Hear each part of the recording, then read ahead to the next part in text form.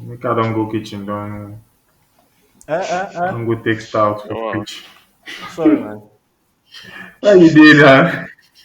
Oh, but I did, man. Sorry, you guys. I kind of lost track of time. I thought I was going to make it back earlier than I did. No wahala. So you after you do exercise now, start you to take straight. I'm morning. So, and Okay. I don't know whether you guys Sorry, heard mate. the get no, That's okay. Yeah. Sorry for your no, loss. Actually, that guy. no, the guy at You said UI. UI, Yeah, the guy in yeah. classics. I still make I drink one stout in in memory. Sorry, mate. Yeah. So what did I miss?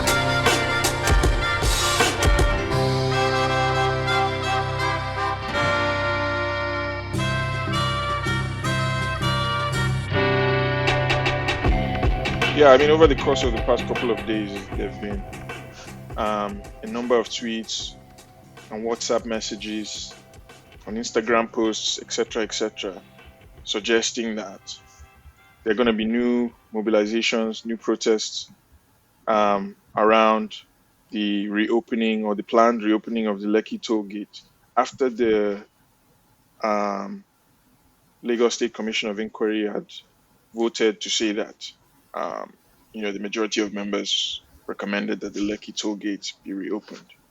So in effect, this looks like a kind of NSAS or Sorosoke 2.0. Um, so I thought we'd start there really with the conversation this week, and yeah, I mean, just get you guys' like comments on hashtag Occupy Lekki Tollgate. Do you think it's going to happen? If it does, do you think it marks some kind of qualitative improvement or development from what we saw before, and in the first version of NSAS and Sorosoke? Um, and then what do you make of like, the counter protests that people are also calling for under the banner of hashtag Defend Lagos? Uh, so anyone can jump in. I don't know. Let me see if I can say some things about that. I think Mhm. the voting to reopen that toll gate, looking at that panel itself, and I'll speak Mm, personally, this for myself, that it's so opaque what they are doing over there mm, that voting to open it didn't surprise me as much, yeah, you know. But then again, if they are voting to open it, and who are the constituent members that voted to, for them to open right. these things, and what are their interests? And let's agree now that okay, they voted to open it now. What's going to be the reaction of the people to this now? Because there's now we've established that there's a call for the occupation of that toll gate again. If there's an occupation for the toll gate, what happened the previous time? And how are we politically morphed into getting better to deal with if we have a response, the kind of response that the state came with? How are we morphed into, just moving away? Have we morphed, moving away from spontaneous action to a much Mm, more organized and coordinated action? Because mm, if the people come out there and get mowed down by the army, are we going to go back to another cycle of inquiry and then right. wait for them to vote for to open it again, or what? Like, have we politically matured into looking for ways to tackle these guys, such that if we're going to even mobilize, it's going to be around a set of, you know, um, a program, like a political program. Yeah.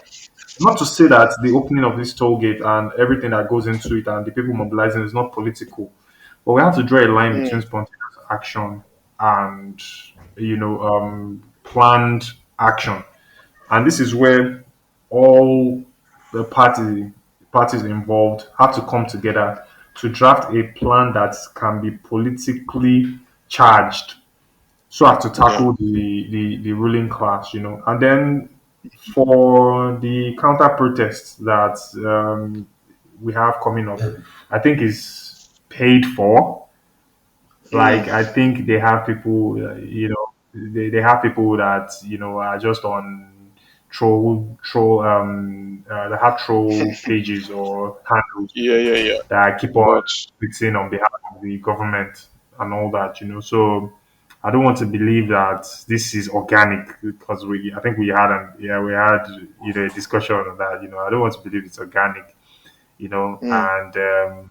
and there's been evidence, like some sort of evidence that these people pay, influencers, and also I won't mark this out. I won't rule this out that this is not one of these occasions where they paid influencers or like gathered a bunch of young people to tweet in Yeah. terms of supporting the ruling class and reopening of that place. Because if you look on at the bottom of these things, is to resume business and keep on collecting the money they are collecting from that place. That is what is underneath Yeah. all that is going on. So Yeah, that's but my view. I mean, I buy that partially, like that last part, and I want to come back to the first part because I'm sure Emeka will have comments also on Occupy Lekki tollgate, but and spontaneity and such. But um, that last part to do with like the counter protests, which they're calling Defend Lagos or Operation Defend Lagos. Me, I'm not as convinced, as we were saying earlier, that all those guys are paid. Because keep in mind these parties, you know, they win elections, so they have people who vote for them. And sure, some of those people receive cash. Um, but I think a lot of people actually consider themselves to be APC members or progressives or whatever. They some people look at BRT, they look at which again, they look at the toll gate itself, they look at Lekki and they're like, wow, APC is working, and they're like, yeah, sure, this is not Dubai or London or Germany or whatever, but it's like, it's also not Jigawa State, and it's also like better than Lagos was in the early 90s or whatever, from the point of view of these guys. So a lot of them are like, no, this is what maybe they mean when they say defend Lagos, as in they're like, these protesters are attacking the visible markers of progress that we associate with people like Tinubu or Fashola or, Sanwo-Olu. So let's also play our part in defending these guys who have given us, the little that we have. And I don't think that view is like taken into account enough on on the broad left and like amongst kind of radicals because we often assume that these guys have no base, that they just have employees, as it were. But I guess it's starting to strike me increasingly, through some of my own work, etc., that, this is actually an ideological project as well, as in there are people who have consented, there are people who participate in it because they believe it like actually has a, even if not utopian, then certainly a like achievable or desirable version of the future and of progress.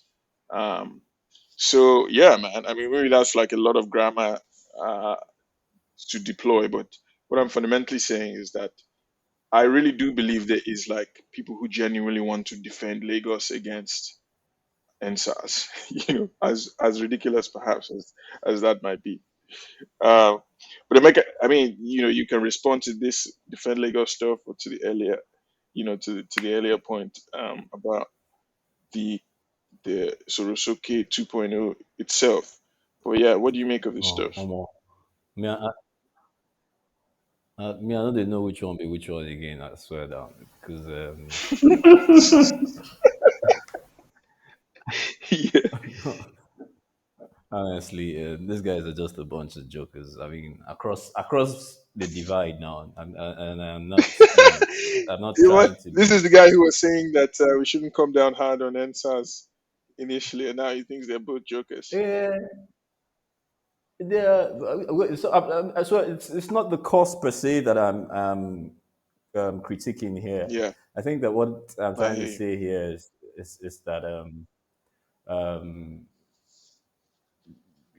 there are people who, on the one hand, when you refer to, and this is just borrowing from something, what you just said. I mean, what you've just highlighted.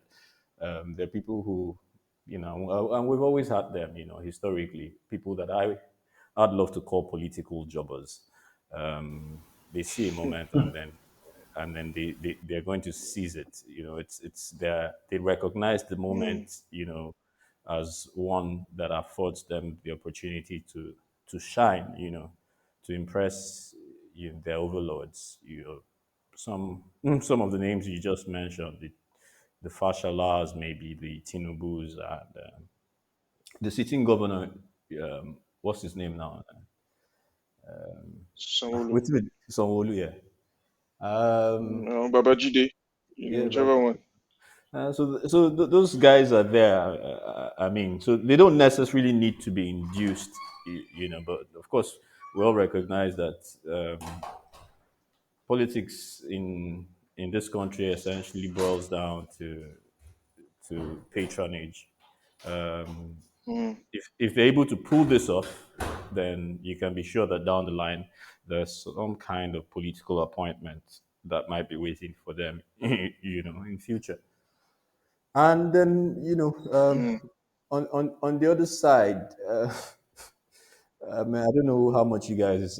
I mean, I came online briefly yesterday, and then I saw that, what you call it, a spat had ensued, between some guy who I don't really even know who. I can't say who he is. I think that, to the extent that his name rings any bell, he's, some music or movie critic. okay. I can't even remember his name now. Joey, I think that's what it is. Yeah. Joey, yeah. And Okay. whatever his contributions, I'm not in a position to decide whether it's genuine or not. You know, but I don't think that what he says should be thrown away. Just like that. What did he say? Something about, people shouldn't,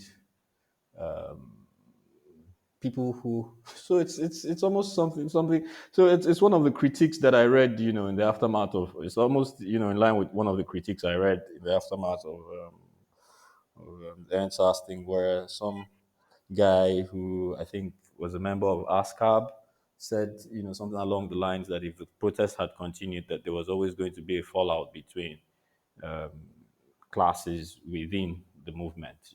Something about, the middle class or the upper middle class, and, the working the working class. But in this case, Mm, I suppose that Joey Akpan would be middle class, and then he was speaking to, maybe not even members of the feminist coalition, but, I think it was people he had in mind were somebody like, this, lady, what's her name, FK Abudu, and maybe the other lady yeah. called Mo. Um, if there are any other people, I don't know, but I think that those are the people, because I think he went as far as saying that, some people have decided to grant interviews and have become, quote unquote, the superstars of the movement, and Mm, that while there were people who had lost their lives in on the 20th, of October 2020, that these ones were, escooned in the comforts of their mansions, and, stuff along those lines. So mm. So, mm, so so I think what's really happening now, if you ask me, is some tussle for power, mhm, and relevance, and so that's the angle that, that's how I imbue, what's happening, which is not to say, of course, that, the votes, within the panels, which, if you ask me, to me is a charade, mm, isn't. isn't deserving of a response. But what that response is or should be isn't one that I'm, you know, from where I sit, it's not something that I can. I think it needs to be thought through. I think I agree with OEG Mm, when he says that it shouldn't be a knee jerk thing. You know. yeah, yeah. Um, so you don't, and whatever it is, you don't see it as being like you don't see occupying the toll gate as the way forward per se. Um, at this point, I don't know that I don't know what that's going to achieve. You know, Yeah, if eventually yeah. that toll gate will be reopened, and I suspect it would be. It's just a matter of time. I think that there are other Mm, creative ways to register protest, even at those toll gates. But it needs to be organized. And mm, we can't afford the kind of casualties that we got the first time. So yeah, there are ways to do it. You know, you can you can organize protest in such a way that even though you're not blocking the place, you're causing serious traffic. And yeah, I mean, but that would only be useful if they eventually open it. Otherwise, um, the only way around this is to register, your grievance with the fact that after what's happened, without um, any meaningful resolution, or without people even actually paying the price. When I mean paying the price, I mean without um, people answering to, you know, to owning up to some of yeah. the Like events. justice and accountability. Yeah, yeah, just yeah, stuff like that. Um, there's no real reason why anybody should be talking about opening opening the toll gates now. But of course, that No, but that they're open. I guess they just want to start charging people to go through because you can drive through them now, but eh, on that's what unlike before the that's, protest, that's you exactly you what you I'm saying you had now. to pay. Yeah, Right, that's right, what I'm right, right. saying. By No, I opening, I just mean, realized we hadn't clarified that. So okay. no, no, By I'm not addressing you as much as the No, people no, who I might know. not know. By opening, I mean actually mean make Lagos they collect their money now. What else? Yeah, yeah, yeah. I mean, I agree with you, man. But I mean, I might even go further and say that, like, I agree with you both. Um, vis-a-vis like skepticism about a sort of knee-jerk return to the toll gate. And I mean, I might go as far as saying, to some extent, it seems like the symbol has replaced the substance. Um, where I mean, initially this was about transforming a sort of deeply problematic police system, and emblematic, like sort of symbolized most forcefully by the SARS unit. And then the demand starting to deepen. People were starting to talk about kind of wider questions of how the country is governed and who's governing it. And then the government struck back. And then now, after this charade, as you rightly call it, America, of the uh, Commission of Inquiry, which ultimately established more or less nothing, and just kind of dissipated people's energies for a couple of weeks or a couple of months, um, and then like hasn't really, It's done despite its people job. going there to. It's actually doing Right, its exactly. job. I mean, I guess it did what it was designed to do, which was take a lot of the wind out of the sails. But Yeah. after people going there repeatedly for months to go and like table their grievances against SARS, what's happened at the end is that the folks who were killed haven't really been like identified. The folks who killed them haven't also been identified. The military pulled out at the stage, and so the last sort of narrowest demand that just common sense would expect that the panel at least accede to, which is that, until some sort of justice is found, the toll gate just remains symbolically closed down. That has been voted against by members of the panel. So to then accept that starting point that they've given you as the thing to respond to, like despite the fact that all the larger goals that this thing was about have shrunk, to then start as take the toll gate and its opening or closing as one's like focus now means that our vision of what this thing is about has shrunk so dramatically from like a national level reform to now a kind of neighborhood level concern about the toll gate itself.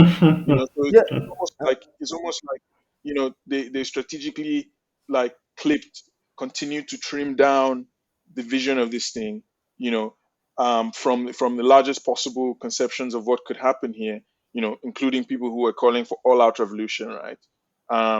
To for whatever whatever the strengths and weaknesses of that approach, to now a question that's simply about the symbol. And it seems in a way that this kind of replicates a lot of the um, worrying patterns that we observe in it's important. contemporary kind of spontaneous or structureless protest movements. Yeah, Um, if you don't so mind. I mean, it's kind of a speculative thought, but Yeah, yeah, that's but kind of how I'm if you starting don't to mind, I feel think. about this. Yeah, but I think it's important to, Yeah. to note that, or to say that it's not the case really that that across board that the panel or the commission, the panel, the commission of inquiry, or members of that commission of inquiry voted to reopen the toll gate. I think that the votes are split but unevenly. Um, Yeah, like the so majority has voted to reopen. somebody like, Is I think what I was yeah, saying. so somebody like Segalink is taking, Friend of the show, our favorite is guy. receiving a bit of backlash for, because apparently, from what I gathered, his vote is what tilted it in favor of reopening. So, in a sense, people believe that he's a sabo. Is that what it's called? A saboteur, of some sorts. Yeah, but I think that not only is that what it's called, that is what it looks like. yeah, So I mean, so Oh that's shit! I guess we that's what lost I Reggie. actually wanted. Uh, Yeah, wanted to point out. yeah, yeah, yeah. Just seeing that his electricity went out. Too bad. He'll come Mm, back. na, I'm na, sure na, he'll join us. na, Ni- na Nigeria with the. Abi. Mm. No, but okay, but what were you um what were you getting at there? Like, okay, just to emphasize that that this guy was a saboteur. I mean, you want to dunk on the everyone's Which favorite, like it's no, it's don't. for me. Yeah.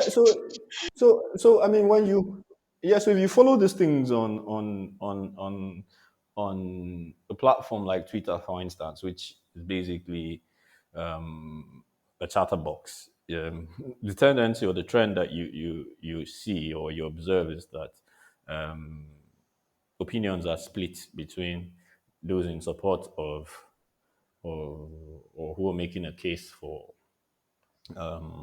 the Segaling guy, which essentially is what the Joey guy was doing or seemed to be Mm. doing, and those who believe or support um, the the ladies who quote unquote had targets on who they say quote unquote had targets on their backs.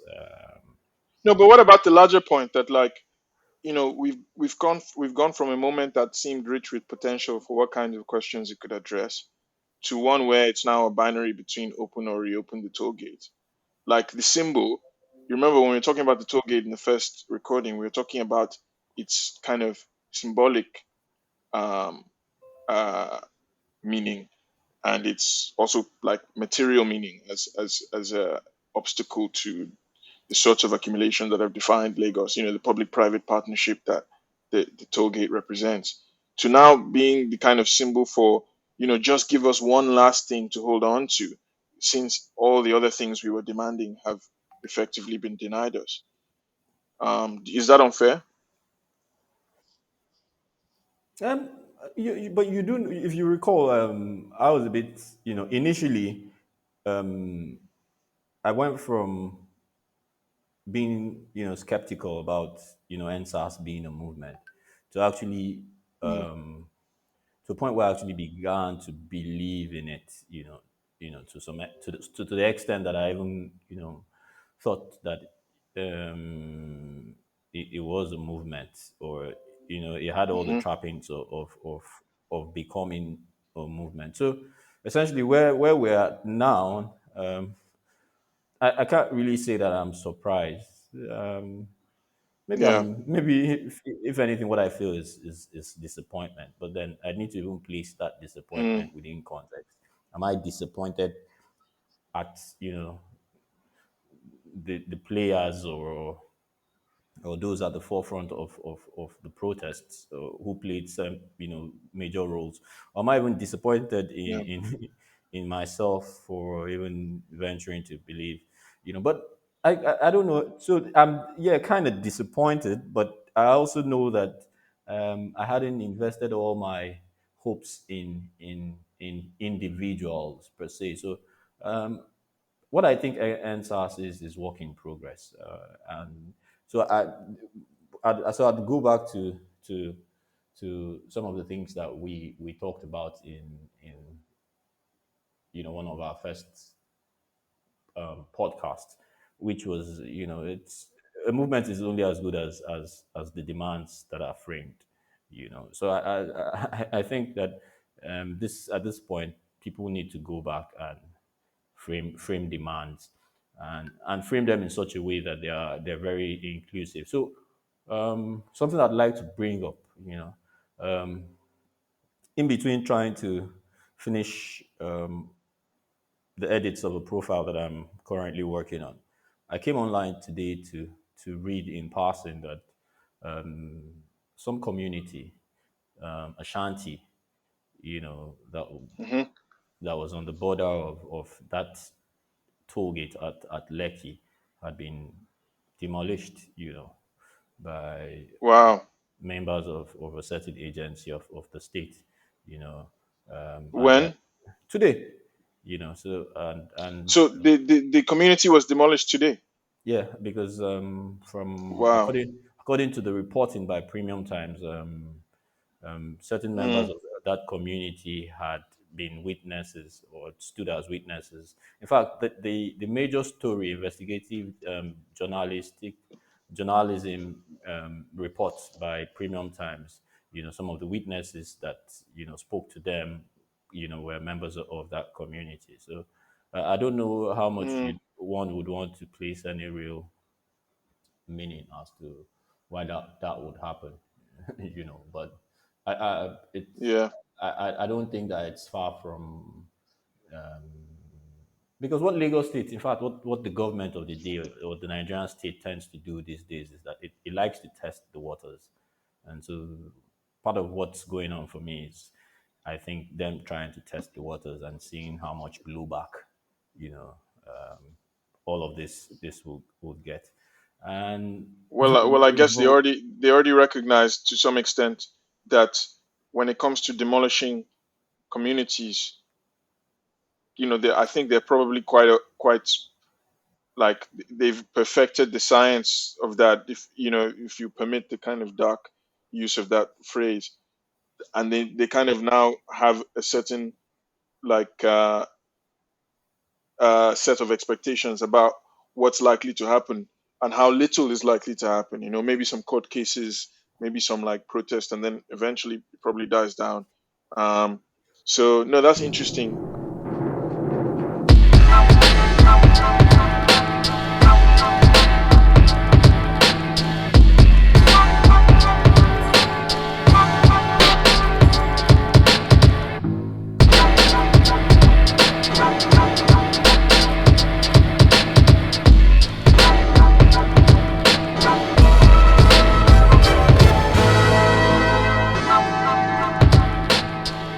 So I mean, Emeka was saying that there's a community by the Lekki toll gate actually called Ashanti. He was just seeing today that that community has been demolished. And according to the Premium Times report he was reading, um, it's likely that members of that community were actually witnesses on the Mm, 20th, to what transpired when the military mm. arrived.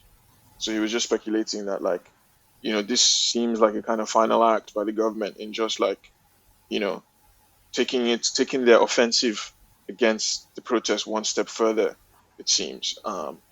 You know, so, and I guess this ties back in a way to the point I was making right before you left, which is that the initiative seems to have completely been sapped from, the spontaneous flowering of resistance that we saw, where increasingly the terms of the debate have been shrunken down to the toll gate. And now we've even seen, if what Emeka is saying is correct, like the state returning to violence in order to impose its vision on what's supposed to happen, anticipating that very little will change as a result of this, and that there will be very little response as a result of it, like bulldozing a community out of existence. So what I feel and what I kind of suspect, or what I will infer, is that what we're seeing is a side effect of the lack of ideology that plagued the movement in the first place. Mm, What were the set out goals and objectives? So mm, if you don't have any set out goals, nor objectives, nor anything that is the focal point of the struggle, then it is easy for the ruling class to slap you here, slap you there, and serve you, anything. Since they control all the architecture mm, of the state, the panel, the judiciary, and whatever it is that they have, for their own control. So that gap and that like lack of, revolutionary organization is what is essentially making a mess of the mm, demands now.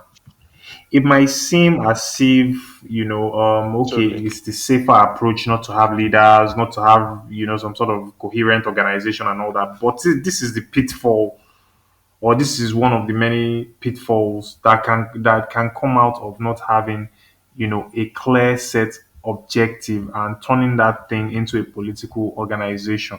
And this is the thing that I've been seeing, because like the points that I made, that Mm, fortunately for the people in front of at the front of this struggle, history has dragged them into, to the forefront. But what is the level of your consciousness? What are the cards that you're working with? How well, how organized are you? And then, of course, what are the key things? Like, how do we change this spontaneous action into something that is coherent, that has, a timetable, that has clear sets of a set of objectives, and mm, also these are the things that will plague a movement that is headed by unconscious people, or people that do not have revolutionary, background. That is why the ruling class, they are very strategic yeah. in beating back gains. That's what they do. Even, if you've won something, they beat it back, Mm, inch at it, till it's now turned into a community thing. Should they open the gate or not?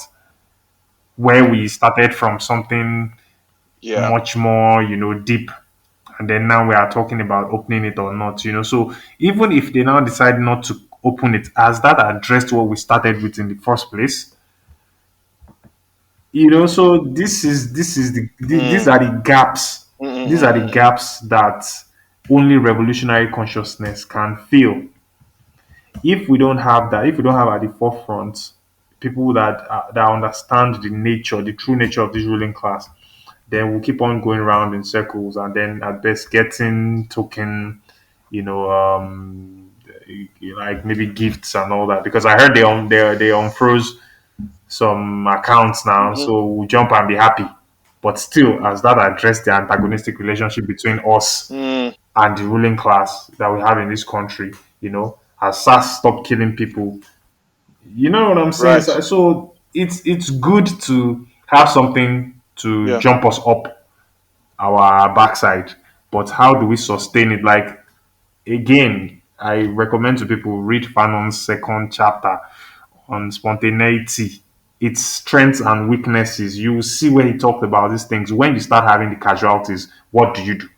When you go from, okay, this thing is a problem, and then Mm, you jump up, and then the state now reorganizes itself and gives you one or two punches, how do you now come back to form a movement that will stand that test, that will make sure that you have a solid grounding, and then fight the state, you know, the best way you can with the given conditions that you're inside Right. of. So we have to move, and I'll keep on saying, we have to move past spontaneity into sitting down and organizing, a political program Mm, that will show that we are serious. Because if you don't have a mm-hmm. focal length or low cost, then they can give us anything, and this is what they are giving to us: anything, which is the barest minimum, opening the toll gate or closing it, from end SARS, from end bad government to opening gate or closing it. Right. So that's the level people will sink Yeah. without revolutionary consciousness and understanding.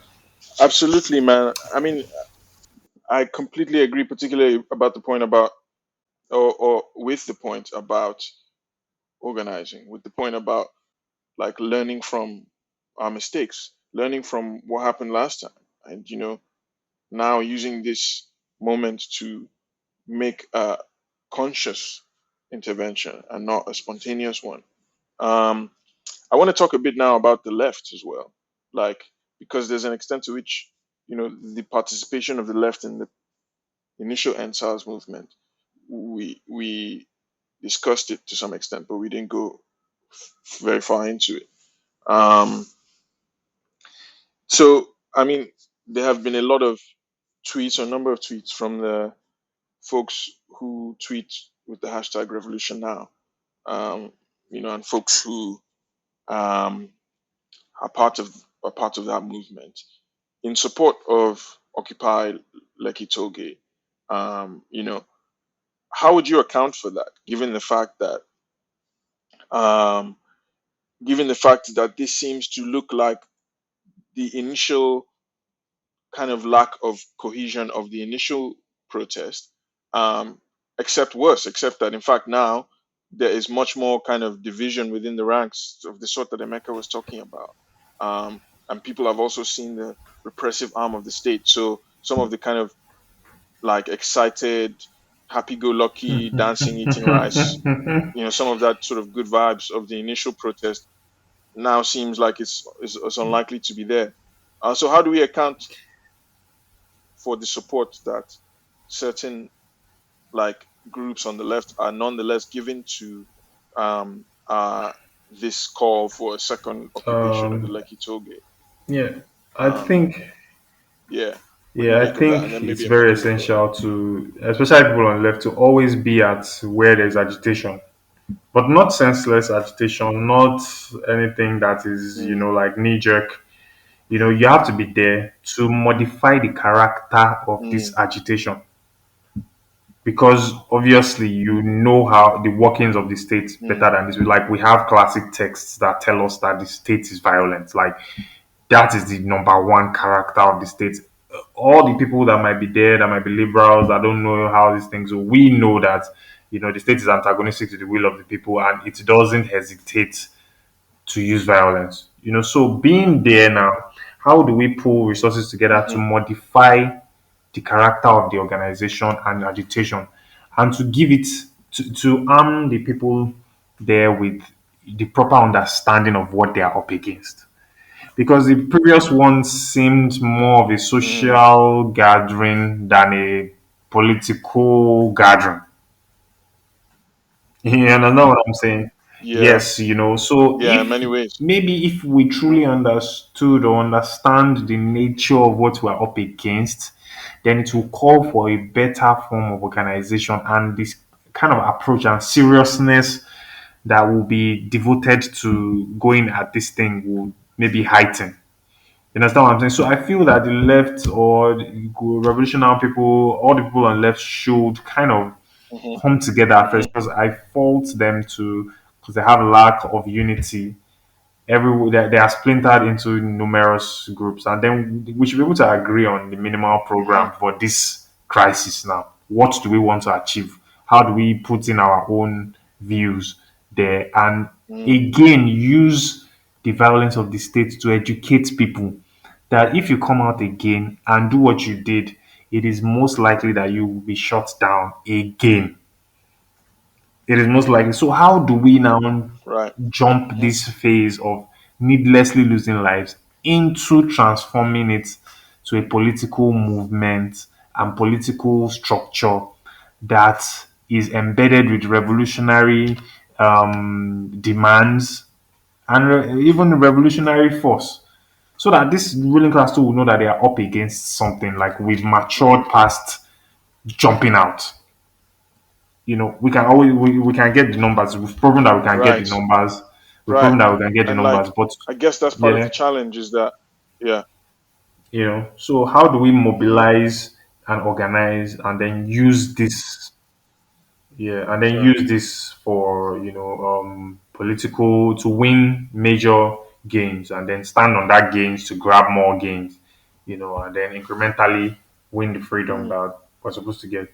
So I feel Mm. these are things that we should ask seriously, or we should ask ourselves seriously, and then put to the Right. leaders of these youth leaders that look, this thing is not a joke. It's not a celebrity tournament. Neither is it a popularity,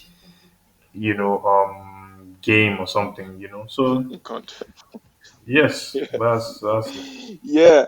I that's mean, I wanna get to Emeka in a second. I mean, I totally buy that point. Like, I think part of what this this is displaying, the fact that one left group is showing support, a lot of the other left groups are indifferent.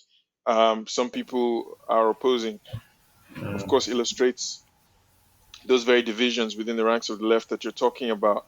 But then yeah, for the ones who are showing support, I mean, it also perhaps like suggests that in a sense this is another moment where the movement appears to be going before before the theory, or in a exactly, sense the movement is going before the folks who should provide that kind of leadership and organization. exactly. Um, so I'm going to push to Emeka now, who's seems to just um, come back on. Emeka, what do you think the left? How do you think the left should respond to Occupy Lekki toll gate? Like last time, a lot of left groups came out in support and then tried to modify the agenda and were sort of pushed out to some extent. Now this time, what should be their response to what appears to be a kind of new flowering of agitation? Uh, to be honest, Said, I really don't know. To be Mm. honest, this left matter too really don't tire me. But Yeah. the the the thing is, I mean, and here's where I think that both the left, but with both the left, both and the guys who seem to be at the forefront of the NSAS thing, and and when I say guys who seem to be at the forefront, it's almost always a spontaneous thing. Some couple of Twitter influencers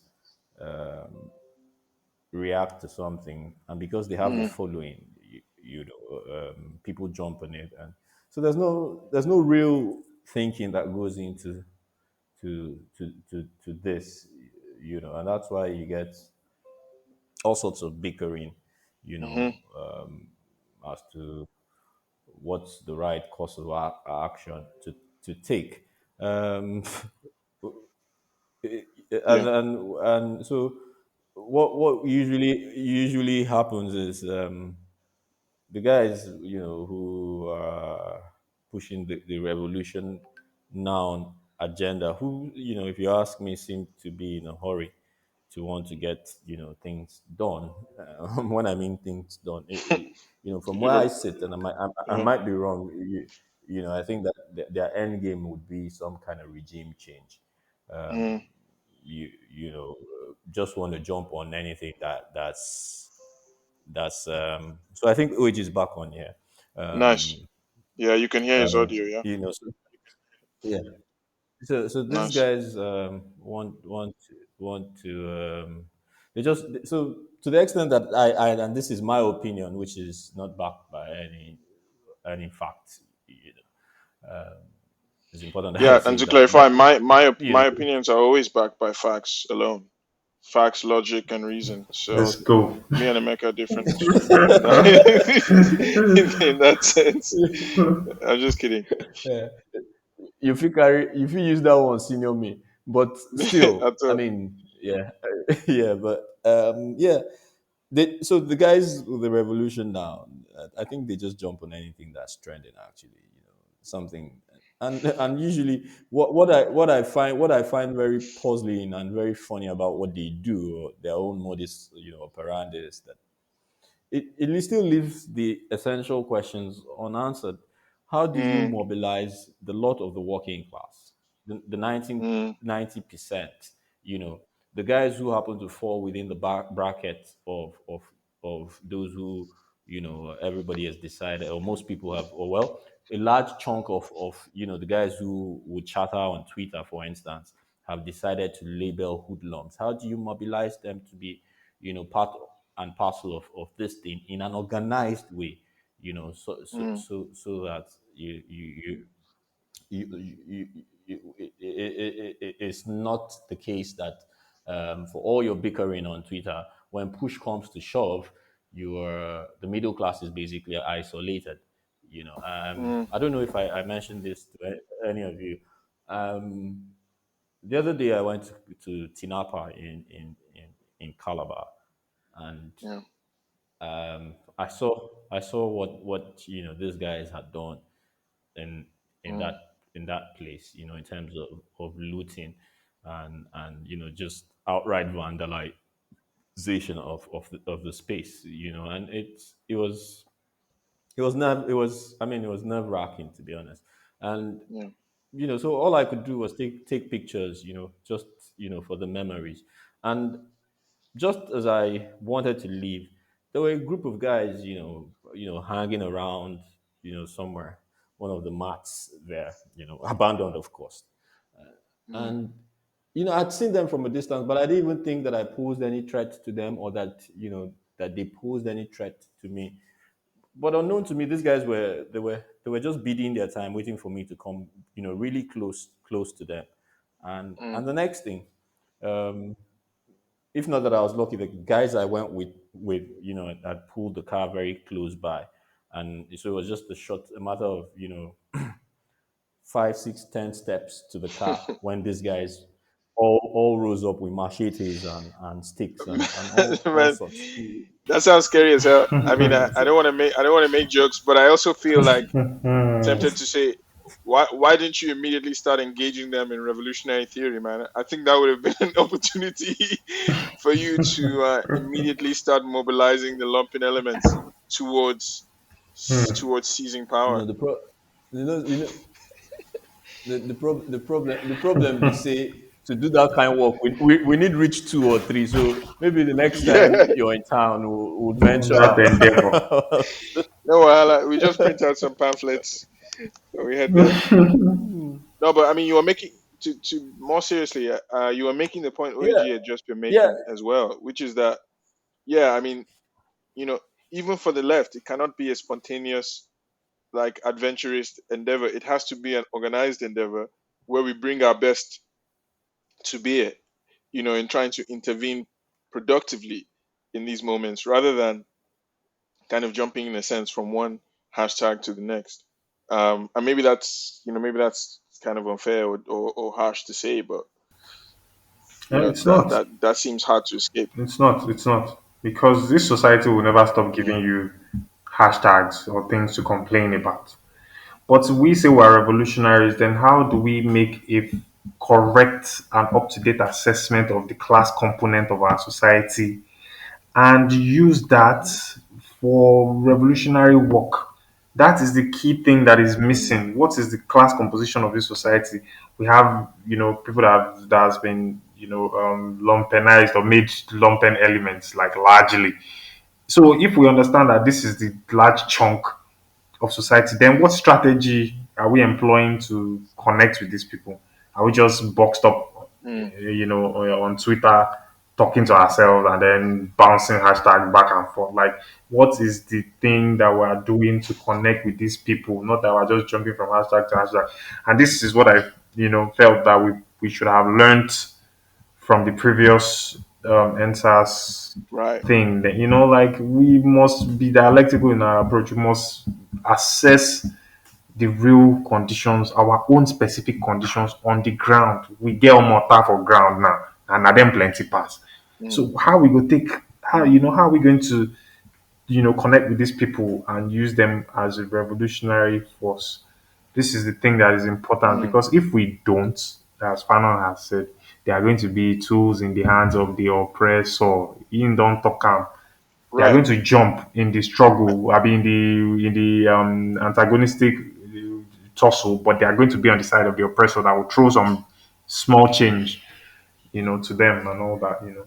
So Well, and I mean, I guess you know, this is where I both agree and disagree to some extent. Like, I completely agree that there's a need to engage with them because we share their interests, like they actually have an interest in trying to live a better life, a much more sustainable, like much more humane existence. And, you know, we have that interest in ourselves, but we also believe that like if they have that capacity, then society in general will be better.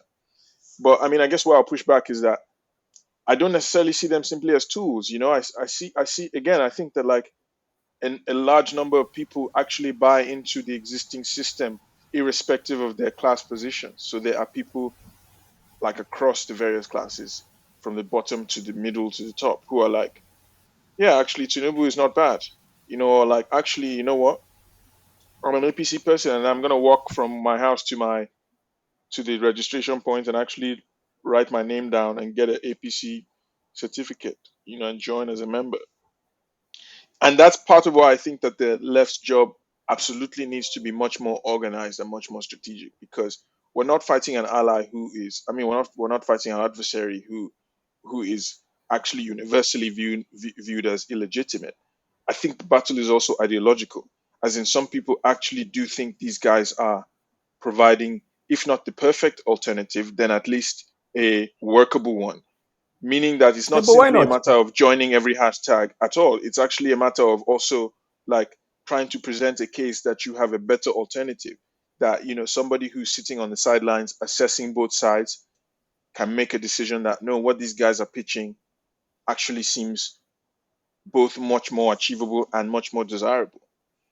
And I think the journey to Yeah, that position is a long one, and basically. to be honest, if I mean, and this is borrowing from something that from what you just been saying outside. I think that Mm, to a large extent, the depth of our class analysis in this country is nonsense. I mean, it's even non-existent. Yeah, because when you say Tinubu, for instance, I mean, I don't know how else to say, but if you ask me, Tinubu is a tout, and so Tinubu um, would would make would relate more with the Agbero on the street, than you and I would, because for one, he can speak their I know. language, and Speak for that's yourself, man. why he's Speak managed. for yourself. Speak for yourself, man. Because me, I go, I for relate well with those guys for Calabar, man. We would have chopped it up properly, man. I would have just been like, look, Okay, put down your machetes. okay, Please open with me you to the first two you chapters can't of you your can't books of follow fun, your fun on, which I'm sure you all have you handy. you you you, you can't follow you can't follow them. This talk this your pigeon where they hop on one uh, leg. No, wahala. they're not going to use No, machete for in a case. you know, Ah, oh but god. you see, but so for me though, these guys are cut from the same fabric, so they understand, Tinubu understands their language the way I don't even understand, the language, so when you say, Mm.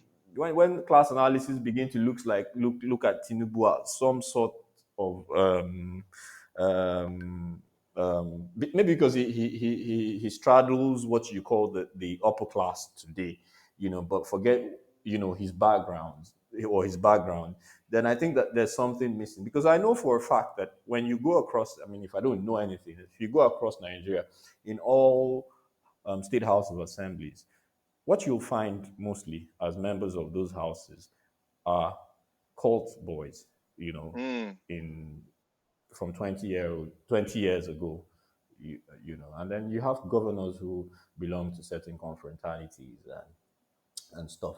So the guys who sit down on Twitter and talk today, especially the ones who probably are my own peers, you know, 20 years ago or thereabouts, sat down and thought that by the time at the start of the Fourth Republic, that there was nothing really that anybody was going into politics for. I mean, it was yeah. for the no goods, and that's where we missed it.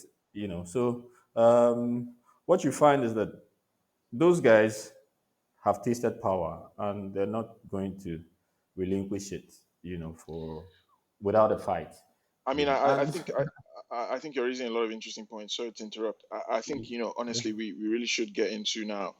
In the final 30 minutes of the show or so, like a question about class, because it's been the kind of unspoken uh discussion that we've been having, or it's been the elephant in the room or whatever, um, for a while in our conversation, but we've not engaged it kind of directly, um, except until now. Where you're raising this question of Tinubu's own class background and the sort of class composition of a lot of our state houses of assembly, etc. Um, so I mean, I'd be curious to hear you guys both respond to the state of discussions around class in Nigeria, um, because like in general, when Nigerians talk about class, you hear them talk first of all about the political class, and then secondly about the middle class, and then finally about the poor. So that it's not really clear that these are precise terms, either in terms of income or in terms of status or in any other kind of objective sense. And it seems like these are terms that people use as shorthands. But from my perspective, they don't always clarify like what the material differences between groups are and how that maps onto their political interests. So I'd be interested in hearing how you guys would respond to like, what is the working class actually in Nigeria? What is the middle class? And then what does political class mean, if anything? okay. Yeah, Quickly, yeah, before, because I know saying now OAG bread and butter be this, this very much so. he gets really worked up about this. But I think what I'm trying to, and without using big terms, such as political class, working class, and I think what to just give an example. So currently I'm in Calabar, and I move around and I'm trying to take a lot of things in, and I ask questions, and even with projects that the state governor Ben Ayade, whatever his name is working on. There's something he calls there's somewhere called Kalashika. I think that's what it's called. Um, Garment factory, poultry. Right. What some white elephant project that the guy has been engaged in for years now. You know, Yeah, that guy is in yeah, another but case. one I thing mean, you want to do is compare him, and the quality of projects that he's embarked on with, the governors, people who had been governors of Cross River State, or prior to now. Talk about the Leah Limokes and the Donald Dukes, for instance. And something that jots out to me, and this is something I've been asking, to learn, about, is that when you look at his background, he's somebody who comes from nothing, and he shows, because it's almost as though he wants to outdo the other person or his predecessors, but he's essentially not doing right. anything, anything that's meaningful, anything that really impacts on but the point I'm trying to make is not to distinguish the backgrounds, essentially, because even when you look at it, some other people might ask, okay, what did Donald Duke do, or what Yeah, did and of Leo course, like Lamoke people can start do, from for different instance? class backgrounds and end up in the same class. Yeah, yeah. Yeah. But the point I'm trying to make here is that Ben Ayadi, you know, by virtue of circumstance, was from the working class maybe, or even the underclass, and he's made it to um, the what's it called, what you call the upper class today, or he's in that bracket actually, right? So this whole class analysis thing about middle class, upper class, sometimes I get lost, essentially in it, because for me it doesn't really. Um, it's not really set in stone, and how this class thing affects politics, in that sense. It's not something that I don't know if No, fair I enough. might be struggling to get my point out here, but I'm not sure, that it's something that we need to pay too much mind to. I mean, of course, to an extent we have to, but in trying to understand the mindset of our leaders, because these are people who came from nothing, and you'd expect that that they or that their main constituencies will be the people like them, 20 years ago when they had nothing. But that's essentially not what it is. So I think the point I'm trying to draw here is how transactional the Nigerian society, like any other society, is, how aspirational it is, and how that hustle mentality, resonates very um, resonates resoundingly within the kind of politics that we do. I want better past my neighbor. That's all it is. It's not about this is where I came from, and I'm thinking about the people who I have left behind. That's not what it is, really. That's interesting. That's interesting. I mean, I might push back in certain aspects of that, but before then, yeah, OAG. I mean, I'm sure you'll have, as Emeka was saying, a lot of thoughts on this. So how do you make sense of it? Yeah, like so. What I'll say to that is that the thing ebbs and flows, especially in Nigeria now. But we have to understand that there's what your relationship to the Mm, national means of production is will determine if you're selling your labor for sustenance, you're in the working class. There's the owning class, and people that own the means of production, the oil blocks and all that, they're the owning class. The political class or the ruling class is the politically active component of mm. the owning class. So the ruling class is the politically active component of the ruling class, or the Of politically the active owners, components yeah. of the owning class. Sorry, so yeah, of the owners. So they're the ones that make the policies to feed the business elites and all that. So, but when we have the people that Emeka was talking about, like if you move up the ranks, then it means your status has moved. And then again, you keep responding to the class that you found yourself in. In Nigeria now, the much more nuanced Mm, part is that middle class because we have a clear distinction between the rulers and the people that are being ruled.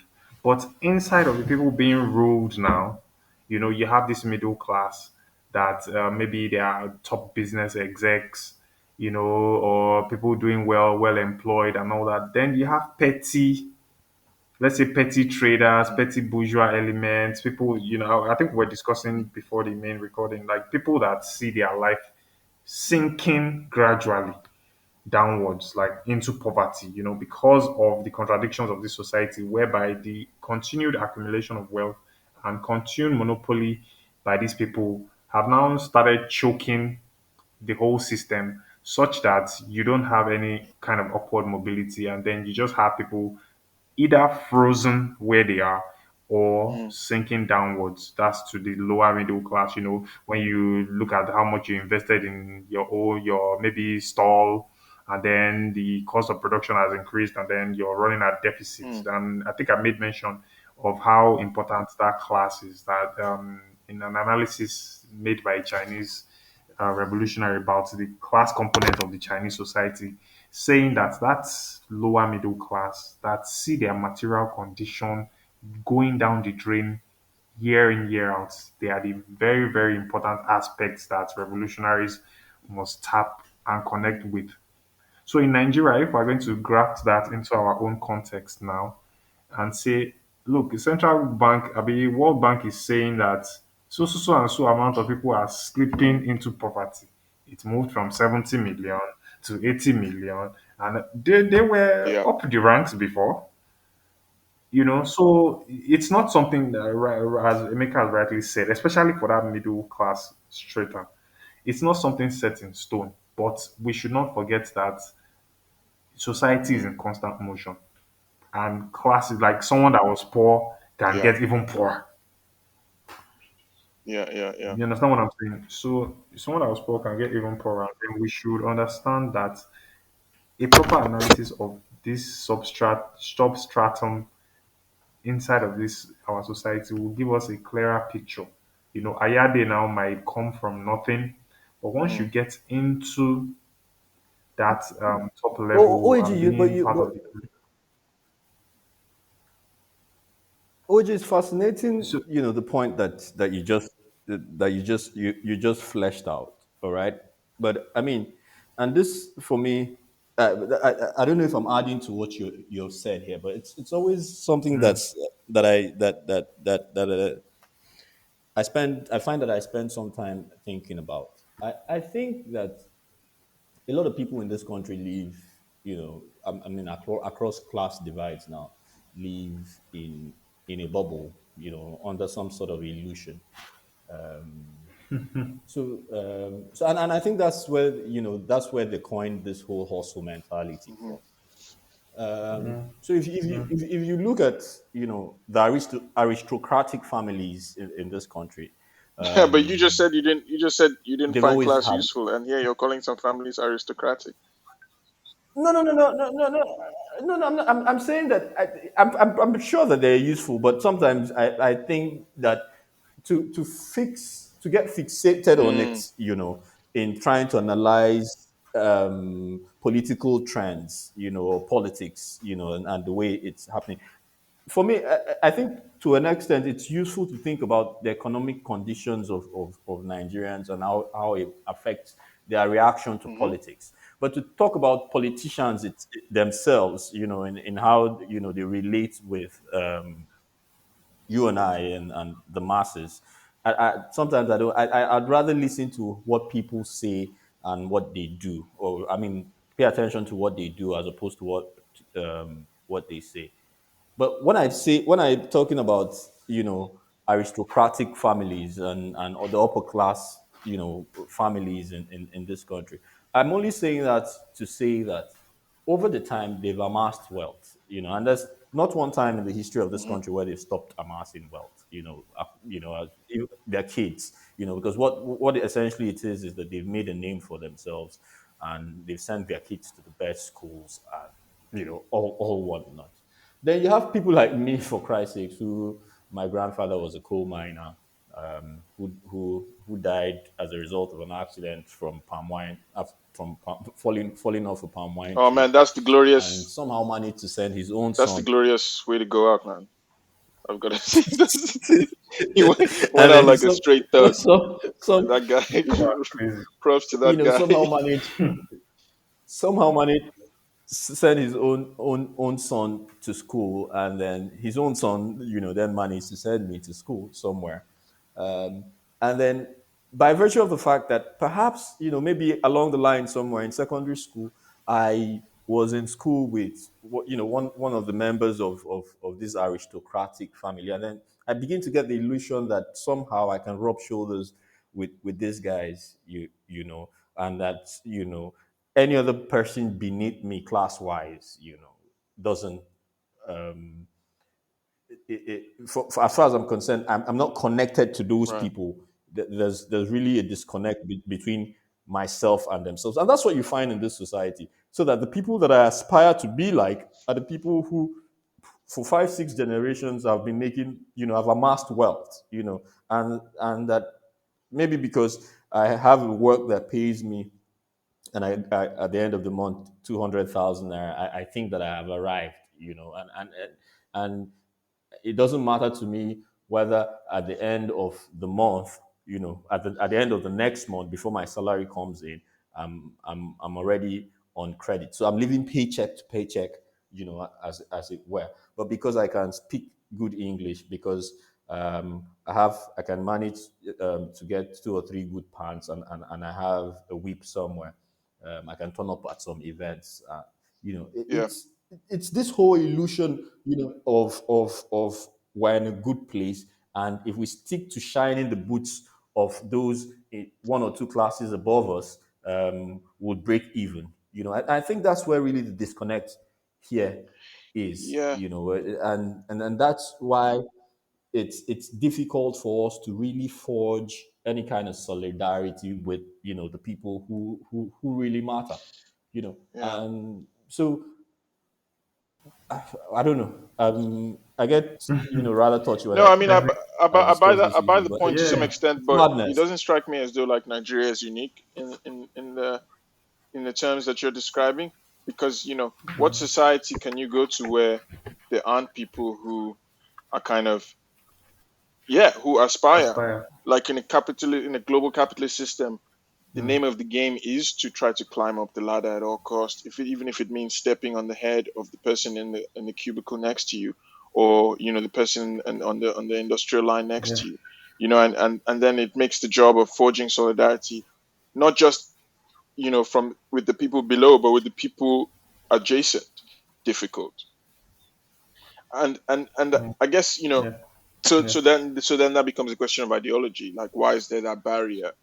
Even within classes, or within people Yeah. who you know within across classes, where people suffer fairly in a fairly comparable manner.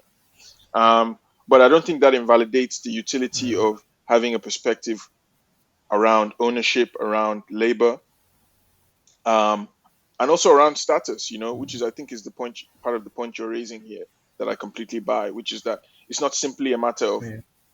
you know of the income, or of the sort of objective factors, but it's also a matter of the kind of social capital and the question of status. Because you can be even if you're a broke, like, prince of a we should shout out to princes, since this show is a Nigerian scam, and of course, like, Nigerian princes are world famous. But even even if you're a prince in an aristocratic family, like, who's broke, people will still respect you to a certain extent, that they might not respect your high school classmate who's also broke. You guys are both sitting jobless in the village, like, drinking palm wine, you know, um, right? Because In Nigeria, in I feel like Nigeria, that, yeah, depending where you go, to the extent that you're next in I don't, line, or to the extent I that you don't can think so. mobilize some capital. Like, yeah, man, these titles are not meaningless, you know um first of all. And then secondly, like, so, I mean, I think I was saying that to actually strengthen your, to sort of back up your point. So it's interesting that maybe that example is what you Yeah, don't but, buy. but But my well, fundamental point there is that, maybe the yeah, example. fine. I mean, but my larger point is that, in addition to income, status matters. Um and then the final thing I want to say on this is that, I mean, why I was bringing up the political class as a terminology, that I find a bit, like, can be quite misleading, is that it sort of groups together a huge group of people who actually have a variety of levels of ownership, or status, or income, whatever kind of metric you want to use to identify their class. So, you were saying at a certain point that a lot of the people in our state houses of assembly at the start of the Fourth Republic were people who, like, might be considered touts, or dropouts, or deadbeats, or whatever. And, like, that's still the case. A lot of the, like, the people who they call honorable, just a local guy. Um, like, these are people with very little status. They're people who actually don't substantively own their labor, and have to, like, sell their labor, really. And they're people who, like, Mhm. fundamentally, like, are probably working class or petit bourgeoisie, if we want to deploy the, like, sort of Marxist terminology. Um, but then they get grouped into this sort of political class, along with the, like, dollar billionaires by global standards, like the vice president, who or various other members of the governing parties, who are also holding political office. So I just find that like political class as a proxy for like people who are holding political office, can be very misleading because it doesn't really tell us like um substantively where these people sit on the ladder. And why that may be important is because it also raises questions about what kind of opposition to these folks is productive. What kind of mobilization against these folks might be productive on a class basis. um Whereas OEG's term here, where he was talking about kind of ruling elite as people who are owners, seems a little more useful than this kind of political class, which continues to be deployed very frequently in media and other spheres. But maybe that's a pedantic point, really. Maybe it's less important. No, no, but these things can be used actually for us to get proper analysis, and then we have to understand the Mm, cultural impact of the domination of the ruling class in the minds of people to make them aspire and to climb word. on top of other people. So if you have if you have a society whereby you have this ruling class, and then it creates, ruling class ideas are Mm, the ruling ideas, so you have the ruling class making it culturally acceptable for us to think in such manner, do things in this manner, climb on the top of the next man, and all that, even when materially, in terms of concrete reality, mm. you're not there. And then again, let's not forget that the people that are rich, or the people that own the means of production, that are on top, these aristocratic families that own billions, that Or are even the like always been bourgeois on top, families that are on top that are they not do not, aristocratic, but yeah, they just made or their the money. bourgeois families, Yeah. yeah, that are not aristocratic. Exactly. So you see that they kind of recruit into their ranks in the political line Mm, personnel to facilitate wealth transfer to them. So this personnel can be recruited from any yeah. class strata. So it might be technocrats, Yeah. Okay. He's shouting out our next episode. or Nice. or one other Yeah. person from the street that's honorable or something. As long as you fit into the grand scheme of facilitating that upward transfer of wealth, then you too you get some little benefit in terms of one Mm. new Prado Jeep, You honorable. but but OAG,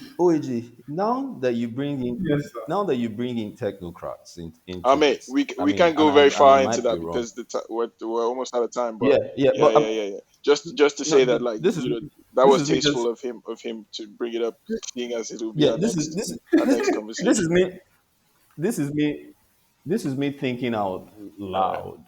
You know, so when you talk about technocrats in the way the Nigerian society has been organized, you find people who come from sometimes upper middle class backgrounds, and middle class backgrounds whose parents, whose forebears actually slaved to send them to the best universities in the world, either because they were in academia, or because they managed to save up some money, or on scholarship sometimes, but because of the exposure levels that they themselves have had.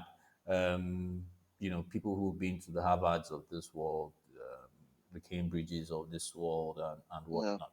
And but you find that when they come home, they tend to work for politicians who basically went to one Saleko secondary school, and, Oh man. and that's where it ended for them. But you see that, I mean, it kind of broadens the conversation that we're trying to have here, where one of them belongs to the political elite and the other one belongs to what you call the band of technocrats. But one who is supposed to be more intelligent than the other one, depending on your metric for measuring these things, happens to be working for the other person. And when the person tries, I mean, the technocrat in this instance tries to transcend into the world of, politics, it's almost impossible. In fact, as I sit down here and I think about these things, the only person who you would have called a technocrat, maybe Obasanjo's time, at the beginning of the First Republic, who's managed to move from that strata into the core of real politics today is El Rufai. Okay, I mean, but that's totally Really, like I mean, now way into the conversation of the next recording. But I get your no, point. no, no. I mean, No, yeah, but but I mean, I say that only to that's say that that's what I okay, want but to. I'm not I mean, really sure that technocrats are a class per se. Even though I get your point about are they no, I'm just not. maybe like Yeah. the sort of intellectuals of the bourgeoisie or the petit bourgeoisie or whatever, middle class intellectuals or however you want to frame it.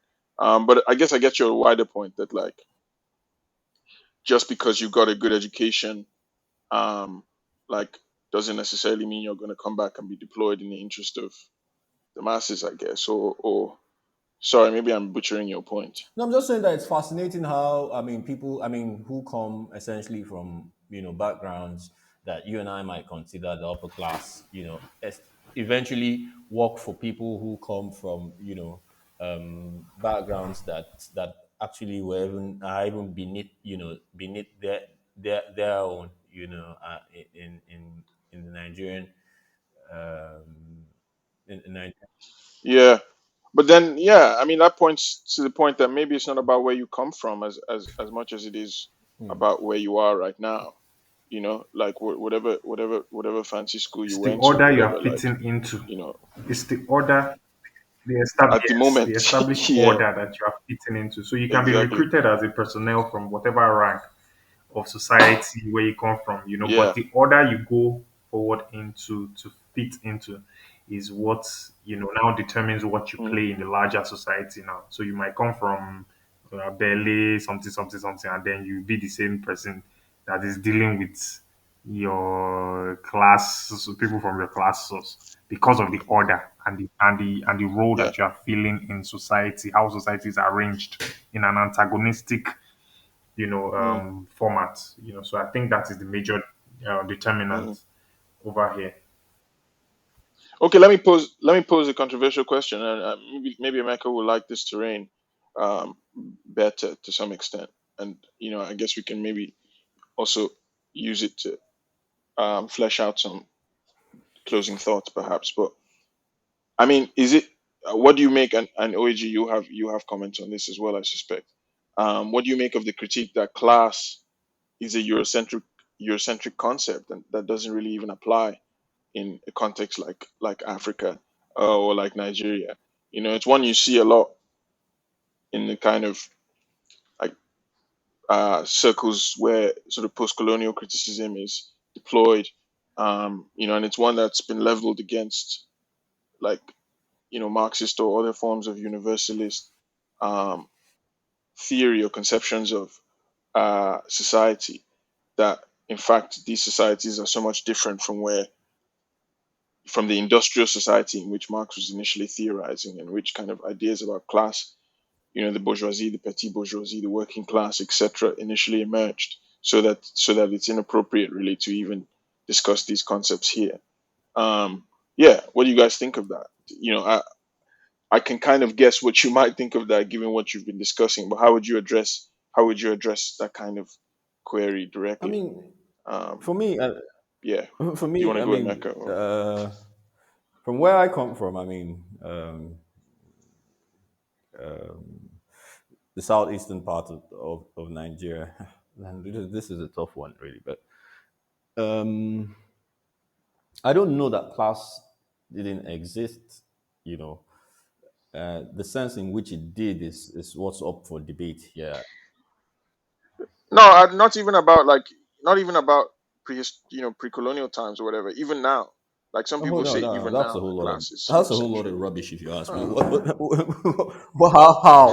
How Thank you very much. how how? I mean, it's I mean, clear that it's. I yeah, mean, if anybody's read even Chino Achebe, things fall apart.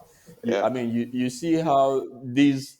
Um, I mean, the way that the white man, classified, people was what was possibly even led us to where we are, together, and how they created mm, a certain class of people. In fact, the people who they decided to hand over power to, in terms of whether you're talking about feudalists or the bourgeoisie class, where in fact they cultivated this class. So I mean, I don't know where people who say that it doesn't exist. I don't know where they get that, whether they get that from class. mm. No, but I mean, all of us here. I mean, I beg no vex. we're Waiting be King's, slightly. It would have been better if we waiting be had King's somebody. Yeah, College. I mean, waiting be all those schools that they created. Where the plan was never for Nothing be king function. waiting them waiting right. what those schools that Yeah, they created, even after the missionaries had started to do the job. What essentially did they create them for, and how did they school this right, right. the King's College, parallel etc. colleges of this world, and whatnot. Yeah, but some people would argue that that project failed. I mean, I guess the post-colonial criticism might be, and I'm going to try to be charitable, that to the that extent that I can, even though, that I'm not very that steeped in project that that project discourse, but succeeded. just to try to mobilize it and to try to. That project. So succeeded well. I mean, okay, so what they might say, and okay, maybe OAG will go after this, but what they might say as a way to push back against the universality of class is to say that, well, when class was being articulated by the radicals in the sort of yeah, 19th century, early 19th century, in the midst of like industrialization, it was addressing that specific context where there was in fact a large like industrial working class whose labor had been alienated, where they had been separated from the bonds of traditional feudal society, and were now in this sort of urban workplace, um, and were kind of seeing the world in new terms.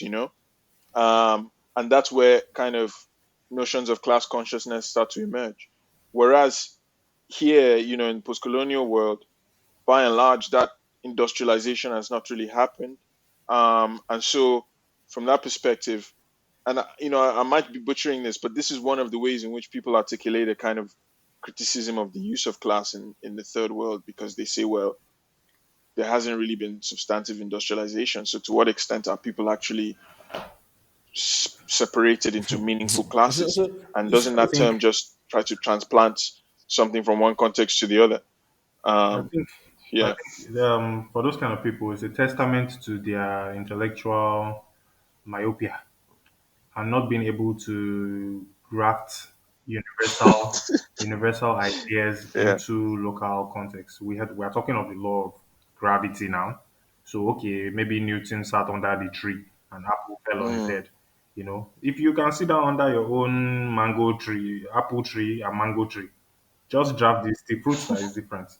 You know, Nkrumah has a book, Class Struggle in Africa. mm, If those kind of people take time to read those kind of books, they will understand, the nature and the evolution of mm, class in society. How do you have class in society? When you have a mm, society that produces surplus, from its economic activity, who are the people appropriating the surplus in society? And what is your relationship to that surplus? If you have kings mm, in a society, then who be the slave? Class never starts. mm, So in feudal elements, if you read Cabral, feudal elements, mhm. like there are societies that Yep. are horizontal and there are societies that are vertical in African settings. Like Hausa, he mentioned Nigeria specifically, Fulani. They have very vertical Mhm. societies Mhm. whereby what the Malam or the feudal lord says the top, Circling. is like Circling. is what permeates to the bottom. And then down south, the thing gets more vertical. I mean, more horizontal, where you have checks and balances, and then some highly, democratized way. But even at that, you still have kings maker, all these kind of things. Like, so anybody that is saying that you cannot creatively apply class to the African context needs to do a Mm. little bit more reading I, I, to graft and see. And Said, yeah, Mm. You know, I mean, on top of what point, on top of this point, Yeah. I mean, and that's where I probably will end my own contributions today. On top of the point that OAG is just um, raised, basically what the decolonization project of 19 between 1948 and 1960 in Nigeria was basically a negotiation for um, the preferred class of the British to take over power. And one way that they Hmm. sought to do that was to hand Hmm. over a bit of the mercantile market to this class of people. So in where it was that they had appropriated surplus both as exporters and importers. I mean, talking about the British mercantile class, the UACs of this world, they had Hmm. basically in the course of all the constitutional reforms that we'd had, the product that produced, for instance, the Macpherson Constitution, what they had sought to do was have their own Hmm. representatives within the different is it houses now, legislative councils, either at Yeah. the regional level or in the center, and what yeah Lagos. to protect their business interests. And what were those business interests? They wanted to ensure that the class that they were handing over to went the radicals, the leftists, the Zikists, at the time, who they already knew that if once they handed that power over to them, that likelihood, that they would sideline them, existed. So they were looking for people who would cover their own interest. And that's so if we're talking about the post-colonial Nigeria that arose, after um, independence. You'd need to trace that history, from the decolonization period of 1948 up until, or even from 1945 up until we gained our independence, and how that class was formed, and it, Mm. it, it was basically about trade, import import and export, and that's why it was a very, very, very big issue at the time.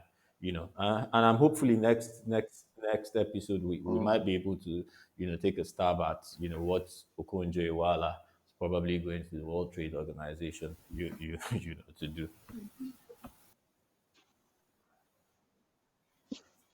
Yeah. Emeka's favorite figure, who he even has tattooed on his arm.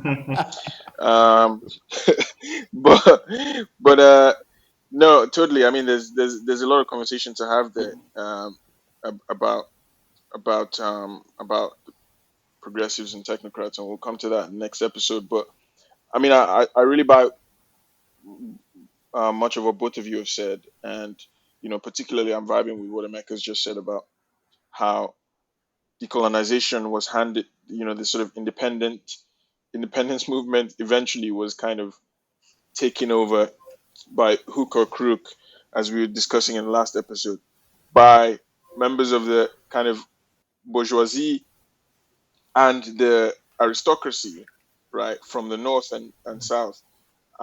Whilst the kind of radical elements of the petit bourgeoisie, the workers' movement, including Zikist miners, uh, that would probably have been shoulder to shoulder in the minds of the Mecca's granddad, Yes, so yes, and so students and youth and and and, and returnees from World War II. People, ex-servicemen, people who were very much within the working classes or the precarious tiers of the petit bourgeoisie, the kind of folks who OEG was talking about, in that example from China. So I guess, yeah, it seems like for all of us, the question isn't about whether we can just neatly, uh, take the terminology as it was used in Europe and try to apply it here kind of directly, but it's to empirically assess the extent to which we actually see divisions in society that map onto ownership or status or um, you know or labor. and assess those critically. So I think OG's analogy where he's talking about uh, the, the fruit falling from the tree gives us a vision into this sort of force of gravity, even if the fruit is different from one location to the other. I think is a really great analogy to summarize the way in which we treat class here, not as a given, but as something that you know might look different in our different contexts. Um, and yeah, I think throughout the course of this conversation, it'll be something that we try to return to at various points to help make sense of or um, shed light on the various dynamics that we explore. Um, yeah. So yeah, maybe I'll leave it there if there are no Yeah, other I just want to I want to burning. add for anyone that Right. still doubts. Bring Yeah, I us want to home. add for anyone that still doubts if we have, a class or a coherent class or a class that has morphed, from after independence that are in charge that want to know more about this. I once again would Mopped as in cleaning, implore as in the people cleaning. morphed like Oh, morphed. Yeah, like Transformers. you know. Go and read Fanon, Wretched of the Earth, third chapter, The Pitfalls of National Yeah, Consciousness, where we should all he read some talks more about the Fanon. national bourgeoisie, how they got the independence, and what they've Mm, turned out to become as the people that sabotage African and national projects. So it's very important to read and see in a systematic manner how this class that they are denying doesn't exist, how they are laying waste to national liberation or national struggle of the people. So yeah, I think yeah, mm, drop it at that. nice. Well, yeah. All right. I think that's a good place to end it. Yeah, Peace. peace, y'all. leaders.